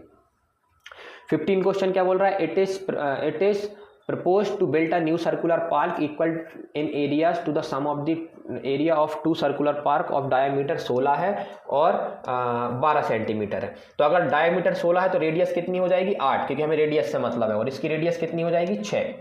तो उन्होंने बोला है कि एक सर्कल है जिसका एरिया है ना इक्वल है किसके, दो सर्कल के एरिया के सम के, दो सर्कल के एरिया के सम के, ये बोल रहा है। और इसकी रेडियस पूछिए आपसे, देखो, it is propose to build a new circular park equal in areas to, मतलब कहने का मतलब है कि आपकी कॉलोनी में 2 सर्कल थे, मतलब गार्डन थे सर्कुलर शेप में, उनको मिला के आपको एक बड़ा सर्कल बनाना है, मतलब बड़ा पार्क बनाना है सर्कल की शेप में। तो उसका एरिया कितना होगा, तो आपको मालूम है छोटे वाले का रेडियस जो है वो 8 है, इस छोटे वाले की, और इसकी 6 है, और इसकी मैंने r मान ली, ठीक है। तो इसका एरिया कितना होगा, तो आप बोलेंगे पाई r स्क्वायर। फिर मैं पूछूंगा इसका एरिया कितना होगा, तो पाई r स्क्वायर मतलब 8 का स्क्वायर, प्लस इसका एरिया कितना होगा सेकंड वाले का, पाई 6 का स्क्वायर। पाई पूरे में से कॉमन लेके कट गया तो कितना बचा, r स्क्वायर बराबर 8 स्क्वायर प्लस 6 स्क्वायर। तो r स्क्वायर बराबर कितना आ गया, ये 64 हो गया, ये 36 हो गया, टोटल 100 हो गया। अब r की वैल्यू कितनी आ गई, अगर r इसका स्क्वायर अगर 100 आया है तो r मतलब स्क्वायर रूट ले लिया मैंने दोनों साइड, और आपको मालूम है स्क्वायर रूट लेने पे प्लस माइनस लग जाता है, क्योंकि 2 आंसर आएंगे, क्वाड्रेटिक इक्वेशन है, एक प्लस में एक माइनस में। तो r की वैल्यू आ गई प्लस माइनस का 10, रूट 100 10 होता है। तो r की वैल्यू 2 आंसर आ गई, एक 10 आ गई, एक माइनस 10 आ गई। अब माइनस 10 में निगलेक्ट कर दूंगा, क्यों कर दूंगा माइनस 10 को निगलेक्ट, क्योंकि radius can not be negative, radius length है वो नेगेटिव नहीं हो सकती, तो इसलिए r बराबर 10 आपका सही आंसर है। r बराबर 10 दिख रहा है क्या, बिल्कुल दिख रहा है, ठीक है। तो आपने देखा ये क्वेश्चन आता है, ठीक है, r बराबर 10। 16वां क्वेश्चन क्या है भाई, डायग्राम से दिया हुआ है, ठीक है। 16वें क्वेश्चन में बोला there is a square board of side 2a unit circumscribing a red circle, okay, अच्छा रेड सर्कल, कलर नहीं दिख रहा उसका हमारे में, है ना। Jaidev is asked to keep a dot on the above said board, है ना, द प्रोबेबिलिटी, और अच्छा प्रोबेबिलिटी का क्वेश्चन है, the probability that he keeps the dot on the shaded region. अच्छा, उनने बोला है कि जो स्क्वायर बोर्ड है आपका एक, उसकी जो लेंथ है वो 2a है, मतलब ये लेंथ 2a हो गई, तो ये भी 2a हो गई, क्योंकि स्क्वायर है तो चारों साइड्स इक्वल रहती हैं। कहना ठीक है भैया 2a हो गई, ये बात तो हमें समझ में आ गई, ठीक है। फिर उन्होंने बोला है 2a यूनिट सर्कल में एक रेड सर्कल इसके अंदर है, स्क्वायर के अंदर। अभी हमने देखा था कोऑर्डिनेटर के अंदर स्क्वायर बैठा था, सर्कल बैठा था, ऐसे ही इन्हें स्क्वायर के अंदर बैठा दिया। Jaidev is asked to keep a dot on the above said board, ये सेड बोर्ड के ऊपर उसने डॉट लगाया है, ठीक है। तो the probability that the keep dot on the shaded region, वो डॉट के शेडेड रीजन में होने की प्रोबेबिलिटी बताओ। तो डॉट कहाँ है, ये शेडेड रीजन में, ये वाले, ये इसमें बताना है। तो वो डॉट तो कहीं भी हो सकता है, तो प्रोबेबिलिटी बताना है, डॉट की प्रोबेबिलिटी बताना है, डॉट यहीं पाया जाएगा। अब मुझे बताओ प्रोबेबिलिटी का फॉर्मूला क्या होता है, तो आप बोलोगे प्रोबेबिलिटी का जो फॉर्मूला होता है भैया वो होता है नंबर, फेवरेबल आउटकम, है ना, और possible outcome, total possible outcome, यही होता है हमारा प्रोबेबिलिटी का फॉर्मूला। अब हमें डॉट की प्रोबेबिलिटी बताना है कि शेडेड रीजन में क्या प्रोबेबिलिटी होगी। तो बोलूंगा टोटल पॉसिबल आउटकम मतलब टोटल एरिया, मतलब पूरे स्क्वायर का एरिया। तो स्क्वायर का एरिया तो मुझे मालूम है, अगर साइड उसकी 2a है तो उसका जो एरिया होगा वो 2a का स्क्वायर होगा, बिल्कुल। तो टोटल पॉसिबल आउटकम तो आ गया। फेवरेबल आउटकम, फेवरेबल मतलब जो तुम्हारा इवेंट है उसका उसके होने के चांसेस, तो वो कहाँ है हमारा शेडेड रीजन में। तो शेडेड रीजन का एरिया कितना निकलेगा, तो कहना ये शेडेड रीजन का एरिया मैं डायरेक्ट नहीं निकाल सकता, मुझे स्क्वायर के एरिया में से सर्कल के एरिया को माइनस करना पड़ेगा तब मैं निकाल पाऊंगा। तो स्क्वायर का एरिया तो मुझे पता है 4a स्क्वायर है, यहाँ कर लूँ ये 4a स्क्वायर माइनस सर्कल का एरिया के लिए तो मुझे रेडियस चाहिए, तो रेडियस कैसे निकलेगी, तो अब रेडियस लगाओ भाई तरीका। तो आपको मालूम है आप ये वाली डिस्टेंस निकाल सकते हो, बिल्कुल डायगोनल बोलते हैं जिसको, स्क्वायर की डायगोनल, किससे, पाइथागोरस थ्योरम से। और आपको मालूम होना चाहिए पाइथागोरस थ्योरम से अगर इसकी डायगोनल निकालोगे तो कितनी आएगी, रूट के अंदर 2a का स्क्वायर प्लस 2a का स्क्वायर, 4a स्क्वायर आ गया, 4a स्क्वायर आ गया, रूट के बाहर 2a आ गया, मतलब ये जो डायगोनल है वो 2a है। जो स्क्वायर की डायगोनल जो कि 2a आई है वही सर्कल की डायामीटर भी है, वही सर्कल की डायामीटर भी है। अगर सर्कल की डायामीटर है तो रेडियस कितनी हो जाएगी, रेडियस a हो जाएगी, क्योंकि डायामीटर 2a है तो यहाँ a हो जाएगा, है ना। तो यहाँ पे a हो जाएगा, तो यहाँ पे आपका लिख जाएगा a, तो रेडियस कितनी आ गई आपकी, a आ गई, ये आपकी रेडियस आ गई। अगर आपकी रेडियस आ गई तो अब आप क्या बचा कि स्क्वायर के एरिया में से सर्कल के एरिया को माइनस करना, तो सर्कल का एरिया कितना होता है, पाई आर स्क्वायर, आर मतलब रेडियस a आई है तो पाई a स्क्वायर। ये आ गया आपका डॉटेड मतलब जो शेडेड पोर्शन था उसका एरिया, और यही आपका फेवरेबल आउटकम है। तो इसको ऊपर बैठा दूं मैं, तो यहाँ आ गया 4a स्क्वायर माइनस का पाई a स्क्वायर, है ना। नीचे वाले को सॉल्व कर लूं जरा, तो ऊपर आ गया 4a स्क्वायर माइनस का पाई a स्क्वायर, और नीचे आ गया है 4a स्क्वायर। ए स्क्वायर कॉमन लेके काट दो, तो आप बोलोगे हाँ ए स्क्वायर कॉमन लेके काट दिया, तो कितना बचा 4 माइनस का पाई बटे 4, ए स्क्वायर कॉमन लेके कट गया। क्या ये ऑप्शन में कहीं दिख रहा है 4 माइनस ए बटे 4, तो आप बोलेंगे हाँ बी ऑप्शन में दिख रहा है। बहुत अच्छा क्वेश्चन था। अच्छा क्वेश्चन इसलिए था क्योंकि इनने दो चैप्टरों को मिक्स कर दिया, एक प्रोबेबिलिटी वाला और एक वो शेडेड रीजन वाला, दोनों चैप्टरों को मर्ज कर दिया, है ना, इसलिए अच्छा क्वेश्चन था, बहुत अच्छा क्वेश्चन था। चलो हाँ नेक्स्ट क्वेश्चन देखते हैं। नेक्स्ट क्वेश्चन भी प्रोबेबिलिटी पे बना है। क्या बोला है, 2 cards of heart and 4 cards of spade are missing from a pack of 52 cards होते हैं, उसमें से दो ये चले गए, मतलब गिर गए, किसी ने फेंक दिए, और 4 स्पेड के चले गए, तो 6 पत्ते तो यही कम होगा, तो बचे कितने, तो आप बोलेंगे 46, 52 में से 6 गया 46 बचे, है ना। अब उन्होंने बोला अ card is drawn at random from the remaining pack, एक कार्ड निकालना है, जो भी बचे हुए पत्ते हैं उनमें से एक पत्ता निकालना है, और उसकी प्रोबेबिलिटी बताना ब्लैक कार्ड होने की। आपको मालूम है ब्लैक कार्ड होते हैं 26, टोटल कितने होते हैं ब्लैक कार्ड 26, ये आपके पास 26 होते हैं। लेकिन आपके पास जो 4-6 पत्ते गिर गए हैं उनमें से कोई ऐसा तो नहीं है कि आपका कोई ब्लैक पत्ता भी गिर गया है ना। तो आप देखते हैं कि 2 कार्ड ऑफ हार्ट तो रेड कलर के होते हैं तो ब्लैक नहीं गिरा, लेकिन 4 कार्ड ऑफ स्पेड ना ब्लैक कलर में आता है, स्पेड और क्लब ब्लैक में आते हैं, तो 4 पत्ते गिर गए, टोटल होते थे 26, जहां 26 में से 4 चलेगा तो बचे कितने 22, है ना, तो यहां पे आ गया 22, ये आपका आंसर आ गया। सॉल्व कर लेंगे तो 22/46 जो कि पूरा बनाया दिया हुआ है। कैसे करा भाई मैंने, है ना, उन्हें आपको मालूम था 52 के टोटल कार्ड होते हैं, जिनमें से 6 कार्ड गिर चुके हैं, तो 46 कार्ड बच रहे हैं, ठीक है। तो ये 46 सिर्फ 2 ऑप्शन में था, तो या तो ये आंसर हो सकता था, ये आंसर हो सकता था, ठीक है, ये आंसर हो सकता था। अब उन्होंने बोला ब्लैक कार्ड आने की प्रोबेबिलिटी बताओ, तो ब्लैक कार्ड होते हैं 26, तो हम 26 क्यों नहीं लेंगे, क्योंकि हमारे जो पत्ते गिरे हैं ऐसा भी तो हो सकता है उनमें से ब्लैक कार्ड भी गिर गया हो, और है भी 4 पत्ते जो हैं ब्लैक कार्ड के हैं, स्पेड जो कि ब्लैक में आता है, तो 26 में से 4 गए तो कितना 22 ब्लैक कार्ड बचे, तो उन्हीं में से तो चांस होंगे निकलने की प्रोबेबिलिटी। तो number of favourable outcome, number of total possible outcome, बिल्कुल ठीक है, आसान क्वेश्चन था, जल्दी हो जाता। चलो 18 क्वेश्चन। अब मेरी एक बात सुनिए आप, है ना, 2 क्वेश्चन और बचे होंगे। 18 क्वेश्चन, मेरी एक बात सुनिए, ऐसा मत सोचना कि यार ऑब्जेक्टिव करने में भैया आपको इतना टाइम लग रहा है ना। आप देख रहे हैं ऑब्जेक्टिव करने में तो हम जल्दी टिक करने में तो हमें 2 मिनट लगेंगे, है ना, मतलब तुरंत बता देंगे। आपको चीज़ें समझा रहे हैं कि भाई अगर ये क्वेश्चन आ रहा है तो इसके बिहाफ पे इस टाइप का क्वेश्चन और एग्जाम में कैसा बन सकता है ना, ये भी करना आना जरूरी है। नहीं तो अगर मुझे सिर्फ क्वेश्चन कराना है तो बहुत जल्दी 20 क्वेश्चन करीबन 30 मिनट में कंप्लीट कर देंगे, सिर्फ समझाना, क्योंकि समझाना पड़ रहा है। करने में तो जब आप खुद करेंगे तो यही 20 क्वेश्चन आप 15 मिनट में कर देंगे, क्योंकि आप खुद करना है, वहाँ किसी को समझाना नहीं है, समझाने में टाइम लगता है। ठीक है, तो इस बात को दिमाग में जरूर रखिएगा। नहीं तो आप लेक्चर की लेंथ देख के बोले कि यार ऑब्जेक्टिव अकेले ये 1 घंटे में हो रहा है या 40 मिनट में हो रहा है। अरे आप देखो कि आप ऑब्जेक्टिव नहीं कर रहे, आप एक टॉपिक क्लियर कर रहे हो, है ना, कि ऑब्जेक्टिव ये ऑब्जेक्टिव ऐसा थोड़ी डिट्टो सेम पूछ लेंगे, इसी के बिहाफ से इससे मिलता जुलता पूछेंगे, तो वो क्या है उसके चांसेस होने के। ठीक है, the upper limit of the model class of the distribution, model class की अपर लिमिट बताना है। मॉडल क्लास क्या होती है ना, मॉडल क्लास वो होती है जिसकी फ्रीक्वेंसी सबसे ज़्यादा होती है, तो उसको मॉडल क्लास बोलते हैं। ठीक है, उसकी हमें अपर लिमिट बतानी, हाँ अपर लिमिट बतानी। ठीक है, बताते हैं। तो आप जरा देखो, ये लिखा है बिलो 40, बिलो 140, है ना, बिलो 140, और ये लिखा हुआ है बिलो 145। अच्छा, तो ये बिलो वाला केस दिया हुआ है, तो आपको मालूम है ये फ्रीक्वेंसी नहीं है, ये CF है, कम्युलेटिव फ्रीक्वेंसी है। बिलो 140 को ऐसे लिख दूँ, बिलो 140 मतलब 0 से लेके 140।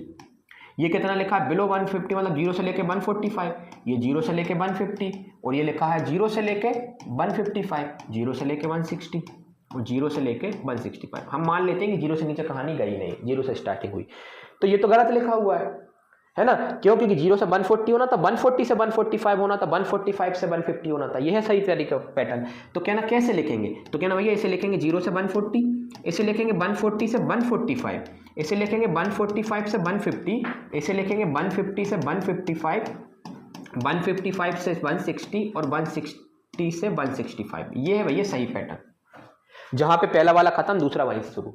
तो ये CF है, ये क्या दिया हुआ है आपको, CF दिया हुआ है, इसको आपको F में कन्वर्ट करना पड़ेगा फ्रीक्वेंसी में। कैसे करेंगे, हमें मालूम है 0 से लेके 140 तक कितने लोग आ रहे हैं, 4, लेकिन 0 से लेके 145 तक कितने आ रहे हैं, 11, है ना, और मुझे सिर्फ ये तो 4 ही रहेंगे, 140 से 145 के बीच का निकालना है। तो कैसे निकालूं, 11 में से 4 सब्ट्रैक्ट कर दो तो 7 आ गया, आपको भी मालूम है ना। एक एग्जांपल देख लो जल्दी से, ये 0 है, यहाँ 140 है और यहाँ 145 है। आपको मालूम है 0 से लेके 145 तक टोटल लोग हैं कितने, 11, और 0 से लेके 140 तक लोग हैं कितने, 4। तो मुझे 140 से 145 चाहिए, तो कितने आएंगे, टोटल में से 4 घटा दो तो कितने आ जाएंगे, 7। यही तो मैंने यहाँ करा। इसका मतलब है भैया कि जब वो जो अगले आएंगे 29, ये तो 0 से लेके 150 तक है, मुझे तो 145 से 150 चाहिए, तो 145 तक जितने हो गए हैं उनको सब्ट्रैक्ट कर दूँ। हाँ, तो जैसे ही आप सब्ट्रैक्ट करोगे तो कितना आ जाएगा, 28, 18 आ जाएगा, है ना। फिर 40 में से 29 का पैटर्न आप समझ गए, तो यहाँ 11 आ जाएगा, यहाँ कितना आ जाएगा, 6 आ जाएगा, और यहाँ आ जाएगा 5। ये आ गई आपकी फ्रीक्वेंसी, ये है आपकी फ्रीक्वेंसी। सबसे बड़ी फ्रीक्वेंसी कितनी दिख रही, तो आप बोलेंगे 18, है ना। अगर ये 18 है तो मॉडल क्लास कौन सी हो गई, ये। और मॉडल क्लास की कौन सी लिमिट चाहिए, अपर लिमिट, लोअर लिमिट नहीं, लोअर लिमिट 145 है, अपर लिमिट है 150। 150 ऑप्शन में दिख रहा है क्या, ऑप्शन ही नहीं दिख रहा है, तो ऑप्शन नीचे होंगे, बिल्कुल 150 ऑप्शन में दिख रहा है। तो आपने देखा कि हमने कैसे करा उस क्वेश्चन को, है ना, आप समझ गए कि हमने कैसे करा उस क्वेश्चन को, कि CF दिया था, हमने उसको फ्रीक्वेंसी में बदला, और आना चाहिए आपको बदलना। चलो, तो आपका सही आंसर कितना है, 150, ये आप टिक कर लेना, 150 आंसर है पिछले क्वेश्चन का। अब आते हैं 2 क्वेश्चनों पे, और ये किस पे बिहाफ पे बनते हैं, 19 और 20 क्वेश्चन ये बनते हैं असर्शन और रीजन पे। असर्शन मतलब एक तथ्य दिया रहेगा आपको, है ना, और आपको ये चेक करना, ये जो तथ्य दिया हुआ है, ये जो स्टेटमेंट दिया है, ये सही है कि ट्रू है कि फॉल्स है ना, मतलब सही बात लिखी हुई है कि गलत लिखी हुई है। जैसे मैंने लिख दिया 2 × 2 4 होता है, ये सही है, 2 × 2 6 होता है, ये गलत है। ठीक है, तो आपको ये पहले चेक करना है, और उसका रीजन भी दिया होगा कि ये जो रीजन है, ये ऊपर वाले जो असर्शन दिया है, स्टेटमेंट दिया है, ये इसी का रीजन है कि नहीं, ये सही रीजन दिया हुआ है कि नहीं। ठीक है, ये चेक करना है। फिर 4 ऑप्शन रहेंगे आपके पास, है ना, उन 4 ऑप्शनों में से आपको ऑप्शन टिक करना रहेगा कि कौन सा ऑप्शन है। ठीक है, चलो क्या रहते हैं 4 ऑप्शन, वो भी देख लो आप। ये असर्शन हमेशा आता है कि असर्शन भी सही है, रीजन भी सही है। असर्शन सही है लेकिन रीजन जो दिया हुआ है वो गलत है, असर्शन सही है लेकिन रीजन गलत है, और असर्शन गलत है लेकिन रीजन सही है। ये 4 ऑप्शन रहेंगे, वो आपको बन जाते हैं, आपको बस स्टेटमेंट पढ़ना है। पढ़ो आप। Total surface area of the top is the sum of the curved surface area of the hemisphere and curved surface area of the cone. ये आपका जो एक डायग्राम दिया हुआ है, अगर मुझे इसका टोटल सरफेस एरिया निकालना होता TSA, टोटल सरफेस एरिया, तो आप कैसे निकालते?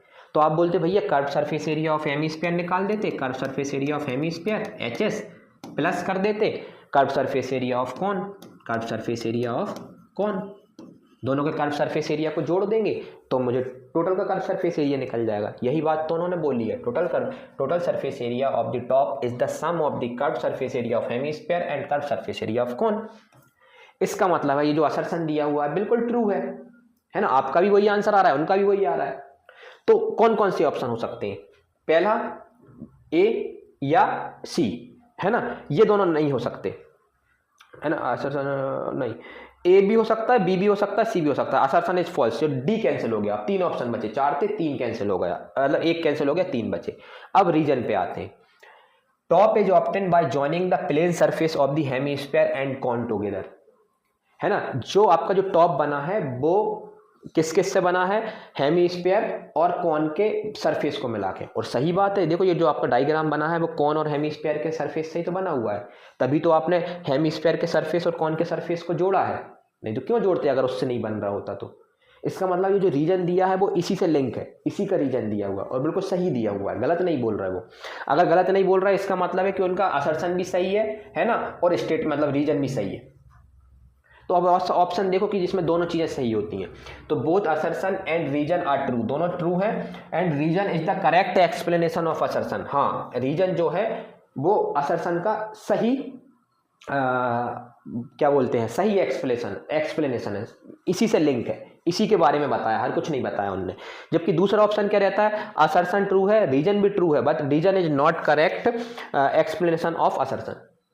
अब उन्होंने रीजन कुछ ऐसा दिया होता जो इससे लिंक ही नहीं कर रहा, है ना, कि भाई ये तो कोई रीजन ही नहीं हुआ कि ये बात सही है, बात तो सही है लेकिन इसका ये प्रूफ नहीं है, तो हम बोल देते कि हाँ दूसरा ऑप्शन सही है। तो जब आपका असर्शन और रीजन सही हो तो आपके पास 2 ऑप्शन बनते हैं, या तो दोनों रीजन वैलिड है या रीजन अनवैलिड है। रीजन वैलिड है तो ऑप्शन ए पे टिक करें, रीजन अनवैलिड है मतलब गलत है तो दूसरे पे टिक करें, और बाकी के 2 ऑप्शन तो वो पता ही है आपको। तो आपने देखा कि ऑप्शन नंबर ए हमारा सही है, क्योंकि इस बार असर्शन भी सही है और उसका जो रीजन दिया हुआ है वो भी बिल्कुल सही है। असर्शन मतलब एक स्टेटमेंट। चलो 20 क्वेश्चन और लास्ट क्वेश्चन हमारा, क्योंकि हम ऑब्जेक्टिव करेंगे, फिर नेक्स्ट लेक्चर में हम इसके आगे के पेपर सॉल्व करेंगे, अभी हम इतना ही करते हैं, है ना। चलो 20 क्वेश्चन क्या बोल रहा है आपसे कि असर्शन में दिया हुआ है इज एन अरिथमेटिक प्रोग्रेशन, ये AP है, ठीक है, और रीजन में दिया हुआ the term of an AP arithmetic progression can not have both positive and negative rational number. AP में पॉजिटिव और नेगेटिव रैशनल नंबर एक साथ नहीं आ सकते, ये उन्होंने रीजन दिया है। पहला बात तो चेक करो कि ये AP है कि नहीं, तो आपको AP कैसे चेक करते हैं कि दोनों टर्म के बीच में डिफरेंस सेम होना चाहिए। इन दोनों टर्म के बीच का डिफरेंस देखो तो आप बोलोगे भैया माइनस के 5/2 में से सब्ट्रैक्ट करना है माइनस का 5, तो माइनस माइनस प्लस हो गया, माइनस 5/2 प्लस का 5, तो जो किया जाएगा प्लस का 5/2, कहना भैया इन 2 टर्म के बीच में जो डिफरेंस आ रहा है अब इन दोनों टर्म के बीच का डिफरेंस निकालो, तो 0 में से क्या सब्ट्रैक्ट कर दोगे, माइनस का 5/2, तो आप बोलोगे वही 5/2 आ रहा है, तो इसका मतलब है इन टर्मों के बीच में डिफरेंस सेम है। AP ऐसे ही तो चेक करते हैं, इन 2 टर्म के बीच में डिफरेंस चेक करो, बाद वाली में से पहले वाली को सब्ट्रैक्ट करके, फिर इन 2 टर्म के बीच में डिफरेंस चेक करो, फिर इन 2 टर्म के बीच में डिफरेंस चेक करो, तो आप देख रहे हैं सबका आंसर 5/2 आ रहा है, इसका मतलब ये AP है, तो पहला स्टेटमेंट तो ट्रू है, मतलब असर्शन इज ट्रू। तो कितने ऑप्शन बचे, 1 2 3, डी ऑप्शन कट गया, है ना, ये हो ही नहीं सकता, ये तो असर्शन फॉल्स बोल रहा है।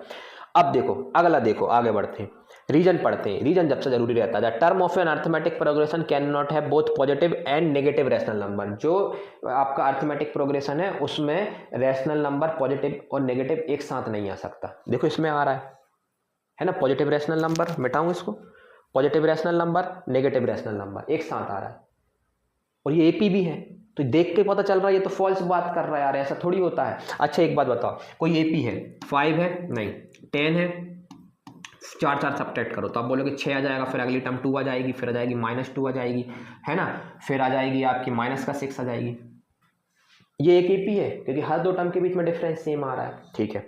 क्या इसमें पॉजिटिव रैशनल नंबर और नेगेटिव रैशनल नंबर एक साथ दिख रहा है? बिल्कुल दिख रहा है, ये पॉजिटिव रैशनल नंबर, ये नेगेटिव रैशनल नंबर है। तो जबकि ये तो मना कर रहा है कि AP में पॉजिटिव और नेगेटिव रैशनल नंबर एक साथ नहीं आ सकते, बिल्कुल आ सकते हैं। इसका मतलब जो रीजन दे रहा है वो गलत है, ये भी मत देखो, हमें तो क्वेश्चन में देख के पता चल रहा है वो ऊपर AP है, तो इसका मतलब जो रीजन दिया हुआ है वो गलत है ना, लेकिन असर्शन सही है। तो both assertion and reason are both assertion and reason are true, नहीं ये नहीं है, assertion is true reason is false, ये आपका सही आंसर है C। असर्शन तो सही है, रीजन गलत है ना। एक एपी में rational number positive negative zero सब कुछ एक साथ आ सकता है, वो बोलना नहीं आ सकता, तो रीजन गलत है, असर्शन सही है। तो आपने देखा, क्या देखा भाई, कि हमने ऑब्जेक्टिव करे, 20 MCQs करे सेक्शन ए के। अब सेक्शन बी में 2 मार्क्स के क्वेश्चन है और सेक्शन सी में 3 मार्क्स के क्वेश्चन है, ये हम नेक्स्ट लेक्चर में देख लेंगे, ठीक है। और ऐसे ही बने रहिएगा, हम पूरे सैम्पल पेपर सॉल्व करेंगे। सैम्पल पेपर सॉल्व करने से आपको पता चलेगा कि एग्जाम में आपको क्वेश्चन किस तरीके से अटेंड करने हैं, और जैसा सैम्पल पेपर आता है इससे बिल्कुल मिलता जुलता पेपर ओरिजिनल पेपर आता है, ये बात हमेशा याद रखिएगा, क्योंकि CBSE खुद ही अपनी ऑफिशियल वेबसाइट पर ये पेपर अपलोड करती है ताकि बच्चा पहले से प्रिपेयर हो जाए, ठीक है। तो चलो खत्म करते हैं, थैंक यू फॉर